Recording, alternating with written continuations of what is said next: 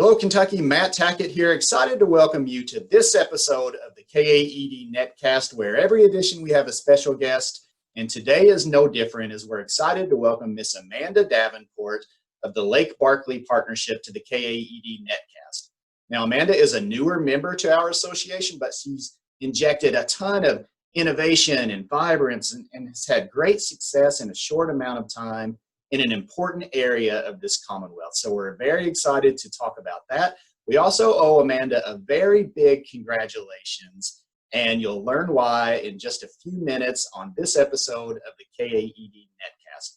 Welcome, Amanda Davenport. Okay, so welcome back. As always, we have a special guest, and we're so excited to talk to Amanda Davenport today of Lake Barkley Partnership, who has just injected a ton of innovation and creativity and energy and has had some great success in a special part of Kentucky. And we also owe you a big-time congratulations that we'll kind of talk about later on through this, and we're going to put you on the hot seat as well. I hope you don't mind. But before we kind of get into the weeds here, hey Amanda, looks like you're having a great day in a pretty setting. How you doing today? Hey, Matt, I'm doing great. You know, working from home definitely has some perks, and this is kind of the quietest, best lit backdrop that we have at our house, and I'm actually out on my back porch here in Western Kentucky. Yeah, making me jealous. Hope you got your coffee, and we just appreciate the time here. So why don't you tell us a little bit about yourself? I know you're a lot of our members are familiar with you, even though you've kind of been associated with us for a short amount of time, but there's an audience that is not part of KAED. So why don't you say hello and maybe talk a little bit about how you got into economic development? Sure. So I went to Murray State. This is, and I graduated from there. And then I went back home to North Texas, where I'm originally from, and started my economic development career there. Like most people, I just kind of fell into it. I originally was working for our commissioner, our county commissioner in North Texas, and I was kind of looking to go somewhere else after I finished grad school, and I found economic development in Pilot Point, Texas, which is a small town on the northern edge of the Dallas-Fort Worth Metroplex. And I was there and kind of started my career and really just found the passion that I have for economic development and really helping communities and, kind of building upon some of the great assets that small towns have. And then my husband and I were looking to come back to Western Kentucky, and I found the Lake Barkley Partnership. So I've been here for right at 2 years now. 2 years. Okay. I knew it was a short amount of time. So I've been in my spot here at KAED for almost 3. So it's been fun to kind of come in together and watch what you've done in real time, and just been kind of inspired about just the reimagination and watching you walk through that. And we'll talk a little bit about that. But let's talk about the Lake Barkley Partnership, where you are, and a little bit about what you've been up to in just these 24 months. Yeah. So the Lake Barkley Partnership, we're close to Lake Barkley. We serve Lyon, Caldwell, Crittenden, and Livingston counties. We actually, in the past 24 months, have grown from 3 to 4 counties. So we really are representing small communities and rural communities. And, we kind of have restarted the organization with me joining the partnership. All of the communities have previously had economic development directors in some shape, part-time, full-time. It's kind of evolved for about 20 years. They all have been working on economic development, but then they all had kind of had a little bit of vacancies from the directors for about a year or two. And the partnership board is just a really great forward-thinking, innovative board. And they decided that they wanted to become a regional organization. And so they brought me on board. And since then, we just have kind of hit the ground running, bringing on the 4th county, really kind of building our brand of the communities, really working with all 4 judges and the mayors in all the cities, and just kind of getting everyone on the same page and moving forward. Yeah, and we'll talk a little bit about some of the branding and the work that you've done, and some of the initiatives. But while we're on kind of the momentum that exists there, talk about a handful or whatever you would like, just what you would consider some major wins in your tenure. Yeah, so we have had a great project expansion with Resonate Foods. They're a hemp processor and manufacturer, and they started in Lyon County in probably 2017, 2018, and had an expansion last year. So that was just a great project. And then we've also been working on the Asian carp. If anyone has ever heard of that, or Judge White, or ever seen them, we've been very fortunate to use some of our economic development funds to incentivize commercial fishing, and that's kind of been a new and emerging industry that has really helped and changed the face of the lake. And then, just some of the other really big wins are just kind of the day in and day out of economic development, really building the relationships and being seen as a resource for our partners and for our industrial base in the community. Yeah, we know what great work you've done on organization and strategy there. So it's been fun to watch, and we appreciate some of the wins and the good work that's happening on Asian carp. That's getting worldwide attention. So just appreciate all that you're doing, and we can all see where you're at. We all know everywhere in Kentucky is a special place. And you really hit on this lifestyle and quality of life in your neck of the woods. So talk to us about what makes the Lake Barkley area so special and a great place to live and to work. It really, so I have never lived in a small community. I thought that my hometown had about 100,000 people, and that was small compared to Dallas and Fort Worth. So that was kind of my definition of a small town. And then I went to Murray and really just fell in love with that, the lifestyle of being in an actual small community. And then coming here to the Lake Barkley area, all of our communities are just so tight-knit and have such a great relationship with each other. And I really just love going into businesses and knowing the owner and them knowing me and kind of looking out for me or letting me know when a new product is in the store, when there's something new on the menu. I really just love that community and the relationships within the towns, but I also love the beauty of it. I mean, you can see we're looking in my backyard right now, and just everywhere you go, it's almost breathtaking. I love being here. I love working here. It's just kind of the perfect blend of outdoor beauty and Southern hospitality. Yeah, no doubt. And, every place has nice people. Every place is hospitable, but no place except Kentucky is Kentucky. And there's just something special about our people and our talent and just some of the intrinsic and manufactured advantages that we leverage every day, and you do a great job of. And rural Kentucky. I'm from rural Kentucky. Small town in eastern Kentucky is special to me. And I say that because you have really captured on rural Kentucky and how wonderful it is. And you branded it Think Rural. If you want to go to the website, you got to type in Think Rural. And I love that. So can you talk to us a little bit about how you envision that and how that message is kind of delivered and received as you're advocating on our behalf? Sure. So, I mean, one of the things I am passionate about is working with rural communities and really showing, they can compete against some of the other communities, and really kind of leaning into what the data says about us. When site selectors are looking, they're going to see my population, they're going to see my workforce. That's just kind of upfront, and we have to be honest about what it is. But what they can't see in the data is just the positive nature of being here and of doing business here. And they don't see, the relationships we have with our utility providers. They don't see how easy it is to do business with our cities. They don't see that if you have a problem, I just make a phone call and whoever you need is there. It's easy to talk to you. Some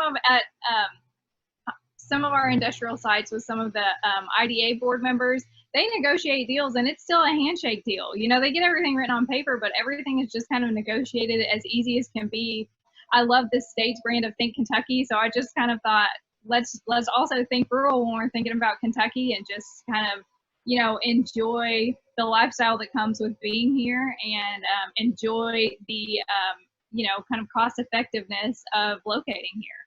Yeah, and I love that. I love that. I love your website. I love the branding, and I love the way that you describe the benefits of rural Kentucky, because in many ways that's the strength of all of Kentucky. I like to say we're an integrated, interconnected group of passionate communities and people and stakeholders, and we're all in this together. We're advocating for business development in this Commonwealth, or business retention. But that's what we like to say. Look, if you need anything, we are all connected. We're a phone call away. We're a long state, but in a lot of ways, we're a small, just tight knit state. So you capture that almost better than anyone. And we you were part of our product development initiative recently, and I don't think I've told you this, but some of the feedback as we were all kind of decompressing from the site visit experience was how well you knew everything about your community and every person in your community and just everything that was going on. And that really blew our consultants away. And I think it's such a simple thing, but it's such a powerful thing that I think, and obviously we all try to do this, but you do that very well in rural, in your part of the state. So you should be commended for that. And, I think maybe kind of building upon this, aside from the way that you carry the message and the quality of life that exists there, talk about some of the business specific advantages and opportunities, maybe some cool sites or buildings that you're proud of, or why it's a good place to do business, not only just to live. Yeah, so I mean, that's kind of the thing. It's a great place to do business because we have the sites. We have the sites, we have the connections, we have all the things that you need. I have an industrial park that has an active rail spur that's ready to be developed. I've got an industrial park that has a build-ready site with fiber directly to it, and the fiber that's served there, if it goes down, I have the cell phone number of the guy who's going to meet you there and fix it, and we've got a river port that's the only public river port on the Cumberland River, so that's great. We've got an airport in Crittenden County that is 5,000 feet runway, so we really kind of have all of the pieces together to serve businesses' needs and to locate here. It's just figuring out kind of where they want to go and which type of transportation asset is the most important to them: rail, river, air, roads. We're also situated at the intersection of I-24 and I-69, so we can really get anywhere that someone needs to be. So that's kind of the thing, talking rural and thinking how easy it is to do business. All of the pieces are together, and if you need something done, it really is just a phone call between a city judge or a mayor or a landowner or a builder. We can have kind of all that information ready to go, and it's easy as possible without, some of the red tape that comes if you're in a bigger city or if you're in another state, especially. We really try and make business as easy as possible. Yeah, we do, and what a great place there and all across this state. I mean, think about just the blessings that we have that competitors, they're just never going to be able to manufacture. We're right in the center of kind of the eastern part of the United States. 2/3 of the population we can drive to in a day. We've got 3 global air shipping hubs. Nobody else does. We'll put anything you need anywhere on the planet overnight. So we've got, and then simple things aside from the quality of life that we've hit on. Look, we've got 4 seasons. We're going to tell you what the climate looks like throughout the year. So there's just a lot to take advantage of here in this Commonwealth, and we're just really proud that you're working and serving on our behalf in a really special place. But talk to us about, you mentioned the product, and I'd mentioned product development. So talk about the importance that you put on that really important piece in your neck of the woods. Yeah, so I mean, really, without the product and having that, we're kind of stuck and we can't locate anyone here. So even having companies that want to come in, if we don't have, a site or a building ready to go, then we can't really compete as well. So the product development initiative I was so excited about that program because it really gave us some of the tools to help facilitate an additional build-ready site. We have one existing in Caldwell County, but we're looking to kind of develop another one at a different park that has different assets. So that's something that's been really helpful. And then it really, more so than just going through the process, it really kind of opened our eyes to make sure that we had all the information ready together in a nice package for everywhere in the region. So it also kind of gave the impetus to make sure that all of that was together and ready to go, so that when a project comes through, you're not sitting there scrambling to get all the information. And I know most of us don't just sit around the day kind of collecting all of that data, but that was really a great push to make sure that we had everything ready and have all the contacts when a project comes along. Thank you for that. I'm glad you saw it that way. That was actually, that was a little bit of the thought behind why we structured it the way that we did.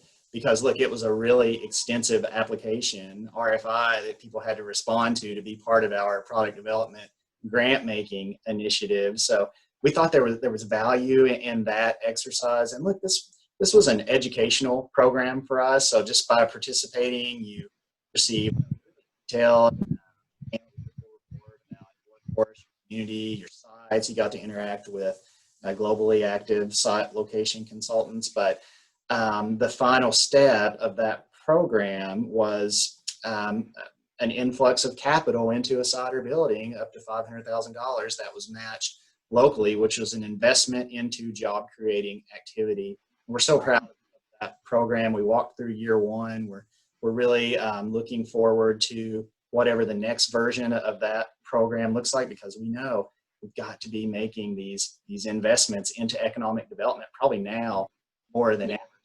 So I was really proud that you chose to participate, and your community showed so well. And we talked about how well our consultants responded to you. And, we can talk about kind of the intricacies and the sophistication that goes into economic development, but there's so much power in just, like we said, knowing your community better than anyone else, and just small touches. I remember they also talked about some of the little details that you put in to your site visit meeting.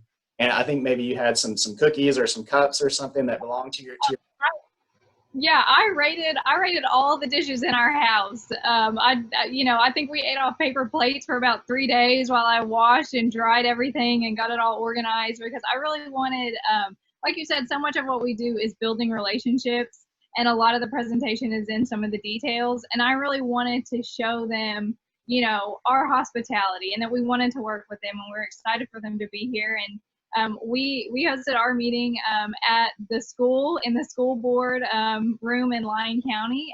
And yeah, I had just kind of homemade Kentucky Proud products to showcase, so that they could see, they could really feel and taste, all of the quality of life that happens here in Western Kentucky and across the state as well. Yeah, that carried so well. And we're talking about maybe putting together some sort of report of just best practices that we've seen that are unique or differentiators. And we'll definitely have the experience that we had with you in there. And just congratulations on that. There's obviously the product development of this, of what we do, because we know that investors need to make quick and risk-free decisions, yesterday, and that's so important. And we're very intentional about that. But look, you've got to have the product, but you have to have the workforce.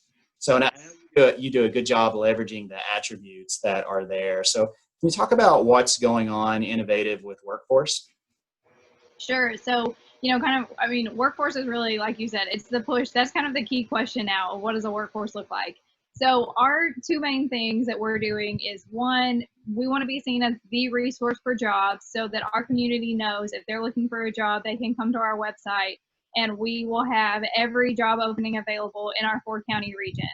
And then we also want to make sure that our manufacturers and our other businesses know that that resource is free to them and is easy to update. All they have to do is send us the information they want posted. And then as far as local workforce development training, we are partnering with our technical school that serves five high schools within our region, and really kind of not only just showing the students the opportunities that are available to them after they leave school, but really kind of giving them the tools and working with the students to get them placed in some local jobs here. So we've seen a lot of students that have gone, they've earned part of their accreditation in high school, gone to work at our hospital or one of the manufacturers, or even with a small business, to continue their education there and then have graduated from either their technical training program or from their 4-year college program and then have stayed in the workforce here. So we're really focusing on accessibility to jobs and building our workforce pipeline from students that are here today. Yeah, and KCTCS all across the state is such a great partner for us. And I know on your website you have a really incredible video from your local campus there. So you should be commended for that. And I don't think that we've put out any kind of best practice on showcasing your community and technical college. But as we kind of travel around, consultants tell us they go to community websites and they want to see that, or they want to have some sort of quick access to the local community and technical college. So you do that well there. And you know, I mentioned your website, and you have one of the best COVID resource pages that I've seen out there. You've done a really good job with that, and so is your community. So I wanted to ask how COVID has kind of changed the way that you're doing business right now, and how the community as a whole has responded. Sure. So, you know, just kind of a funny aside, COVID hit about a week into my maternity leave. So things were really crazy for me personally and professionally all along COVID hitting. So I kind of jokingly told my board, like, just keep everything together for a while I'm out, please. And then, you know, I started reading the news and thought, okay, maybe we need to work on this a little bit more. But we really, you know, thank you for saying how great our response page is. We've kind of been trying to make sure that we have every available resource out there and communicating with our community members and with our businesses to see what all they need. Luckily for us, you know, business slowed down a little bit for a couple weeks, but none of our manufacturers actually had to close. I got 2 of them closed kind of schedule wise, but for the most part, everyone was up and running, even if it was at a lower capacity. So we've been working with them really on making sure that they're okay, making sure their employees aren't sick, seeing what they need, if it's information, if it's just talking to the unemployment office for either them or their employees, seeing if they need PPE resources, which the list that you have compiled has been really great. Because some of my manufacturers, you know, they need some of the PPE that healthcare workers also need. So trying to figure out the schedule and if that's going to be available to them or what they're going to do has just been, you know, I mean, it's just been a little bit of trying to resolve that issue. But for the most part, it's just been a lot of promoting our small businesses and making sure that our service industry survives this, because without our service industry, you know, that really impacts our quality of life. So once we knew that our manufacturers were doing okay, you know, we really focused on working with our chambers and promoting what our service industry was doing and making sure that they also have the resources they need to stay open. Yeah, and you hit on a lot of how we're all kind of shifting now. You know, economic development, it's a holistic, strategic kind of thing. And for us, post-COVID, we've put even more energy and more intentionality and strategy behind business. So I really enjoyed the BRE session that KAED put out. I thought that was not only was it great to just listen to and kind of really firm up what our BRE program was, but it was also wonderful to network with so many other people across the state. And I was really proud of the attendance we had across the state for that. I thought that was great. But, you know, kind of BRE, if you're sitting down to do a formal program, it can be a little intimidating, especially if you're a smaller organization or kind of in a small community where you have casual relationships. So my approach is, you know, kind of a lot more casual, and I have most of the talking points, you know, and kind of the list of questions that we go through, but it's just a lot more of building the relationships and making sure that our businesses see the partnership as a resource and kind of as a place that can solve their issues, from, you know, having questions about they need better fiber internet or they need equipment moved across the border and calling, you know, our congressman. We kind of just want to make sure that they know that we are their go-to and their advocate for local government, state government, federal government, whatever kind of issues that they're having. That's what we're here for, and that's kind of how we serve them. And that's really the philosophy I take when approaching BRE. we've obviously seen how busy you are, how active you are. And I think the one question I have is, how do you do it? How are you sleeping? Because we owe you a big time congratulations. You're our newest mother in KAED, so we haven't got to wish you congratulations yet. So I just want to give you big congrats. I got to see our new one recently on a webinar. So Yes. how tired are you right now? Oh my gosh. I used to be a 9-hour a night sleep person. Always. I need at least 8 or 9 hours to function. Now 6 is wonderful. 6 is a game changer. A lot of coffee. I just drink a lot of coffee and just don't sleep very often. And a lot more than I have. So it's it's having a kid and working from home all during COVID it's been interesting, but I do have to say, like, my husband is such a great partner and has really helped out so much to make sure that I can work from home. And I'm happy to say we've had a lot of projects kind of come up since COVID has happened.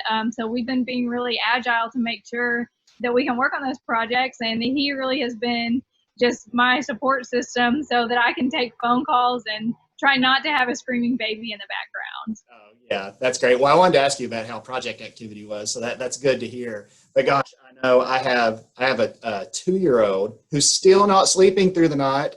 Cutest little thing ever was. I love her. I wish she would sleep through the night. And then I've got a 4-year-old tornado that's just a maniac. So I know how hard that it is. So good for you. You're handling it much better than I am, and you're creating jobs in a special part of Kentucky. So big time congratulations from KAED on that. Enough of the easy questions, enough of the softballs. It's time to go on the KAED hot seat if you're ready. Okay. What is your favorite bourbon? Ooh, I'm gonna have to say tequila. No, I'm not a real big bourbon drinker, being the Texan that I am. But when we do break out the bourbon, I'm gonna have to go with Blanton's. That's a big one in our household. Oh yeah, big one in KAED too. It's a lot of our favorites. Okay, well that's okay. You're a Texan at heart, even though we claim you. That's a good answer. What's your favorite TV show? I'm sorry, what? What's your favorite TV show? Oh, I'm sure this is a lot of people's favorite TV show that they don't want to admit, but The Office. I'm a diehard Office fan. That's what got me through all the sleepless nights, just sitting and rewatching it again and again and again. Yeah, it's one of my favorites, if not my favorite show. I love Parks and Rec too, kind of, similar, but Office is one of my favorites. Okay, this one will get you in trouble. Where's your favorite place to eat in your county? Ooh, I know that one is hard. That one is really hard. I've got a soft spot in my heart for the Black Patch Grill in downtown Princeton. When I flew up for my interview and was just so excited and so overwhelmed at the prospect of returning to Kentucky and taking this job, Black Patch had a great glass of wine and some wonderful food ready for me to just kind of decompress and really fall in love with the community. So I'm going to give Peter and his crew that one. Okay. Yeah, I've not been there. I know Princeton really well, but I've not. I need to go there next time I'm driving through. Okay, and finally, when you're not creating jobs and doing economic development, what's your favorite hobby? I would say my favorite hobby is riding my horse, but that does not happen often anymore. So my favorite accessible hobby is cooking. I've got a huge passion for that, and that's something that I can somehow manage to find time to do. Okay, cooking. All right. Well, hey, we made it. You're off the hot seat. This has been a really fun interview. I know how busy you are, so I appreciate your time. And before we part, do you have any final words? Oh, I love Kentucky. I love Western Kentucky. I'm so proud of the work that we all do collectively as a state, and I can't wait to see what projects we all bring to the state to make it just the best place for people to live. Yeah, what a blessing. What a blessing to have people like you all across this Commonwealth, passionate, talented, relentless, tireless people who are working. Yeah. So brighter days are ahead for this Commonwealth. And, I'm excited to be part of the ride too. So Amanda Davenport with Lake Barkley Partnership, thank you so much for your time today. Thank you so much, Matt. Thanks for having me. All right, thanks.